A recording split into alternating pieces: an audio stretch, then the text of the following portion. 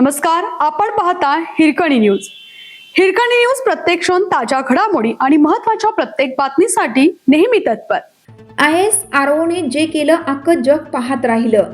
Musk यांच्या space एक्सला आता भिडणार. भारतीय अंतराळ संशोधन संस्था इस्रो ISROने पुन्हा एकदा इतिहास रचला आहे. इस्रोनं श्रीहरिकोटावरून बाहुबली रॉकेट LVM-3चं यशस्वी प्रक्षेपण केलं. LVM-3च्या यशस्वी कामगिरीमुळे अवघ्या जगाला दखल घ्यावी लागली आहे. ISROने अमेरिकन कंपनीचा 6100 किलो वजनाचा ब्ल्यू बर्ड सॅटेलाइट यशस्वीपणे स्पेसमध्ये पाठवला आहे. या यशानंतर इस्रोने आता थेट एलन मस्क यांच्या स्पेस एक्स टक्कर दिली आहे. स्पेस मार्केटमध्ये सगळ्यात स्वस्त कोण रॉकेट प्रक्षेपण करतं अशी चर्चा रंगली आहे. कारण एलन मस्कची कंपनी स्पेस एक्स आहे, जी रॉकेट पुन्हा पुन्हा वापरून खर्च कमी करते. तर इथेच इस्रोला कमी खर्चात रॉकेट तयार करणं, त्यामुळे जागतिक स्तरावर भारत कुठे आहे? एलन मस्कच्या स्पेस एक्सच्या फाल्कन 9 रॉकेटची एक लॉन्चची किंमत सुमारे $6.7 कोटी, सुमारे 550 ते 560 कोटी रुपये आहे. ISROच्या LVM-3 रॉकेटची एक लॉन्चची किंमत सुमारे 400 ते 450 कोटी रुपये आहे. पहिल्या नजरेत ISROचं रॉकेट एलन मस्कच्या रॉकेटपेक्षा स्वस्त वाटलं. एकूण खर्चाच्या बाबतीत भारत अजूनही अनेक देशांपेक्षा पुढे आहे. पण इथे एक महत्त्वाचा मुद्दा आहे. प्रति किलो खर्च म्हणजे 1 किलो वजन स्पेसमध्ये पाठवायला किती खर्च येतो, यातच खरी स्पर्धा आहे.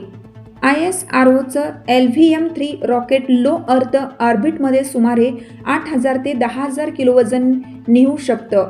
आज त्याने 6100 किलोचं पेलोड नेलं, जे त्याचा विक्रम आहे. स्पेस एक्सच्या फाल्कन 9 रॉकेटची क्षमता लो अर्थ ऑर्बिटमध्ये 22800 किलो आहे. त्यामुळे फाल्कन 9 एकाच वेळी जास्त वजन नेऊ शकतो, म्हणून त्याचा प्रति किलो खर्च कमी होतो. आकड्यानुसार स्पेस एक्सचा खर्च सुमारे $2700 ते $3000 प्रति किलो आहे. ISROचं LVM-3 अजून थोडं महाग आहे, पण छोटे रॉकेट्स आणि PSLV बाबतीत भारत अजूनही जगात सर्वात स्वस्त पर्यायांपैकी एक आहे. एलन मस्कचं स्पेस एक्स रॉकेट स्पेसमध्ये जाऊन पुन्हा पृथ्वीवर येतात. त्यांचे इंजन बॉडी पुन्हा वापरता येते, त्यामुळे खर्च कमी होतो. ISROचं LVM-3 रॉकेट अजून एक्सपेंडेबल आहे, म्हणजे एकदा वापरलं की ते नष्ट होतं. प्रत्येक लॉन्चसाठी नवीन रॉकेट बनवावं लागतं, म्हणून ISRO अजून स्पेस एक्सपेक्षा थोडं मागं आहे. पण ISRO शांत बसलेलं नाही. भारतही आपल्या रियुजेबल लॉन्च व्हेकल RLV आणि नवीन रॉकेट NGLV वर काम करत आहे.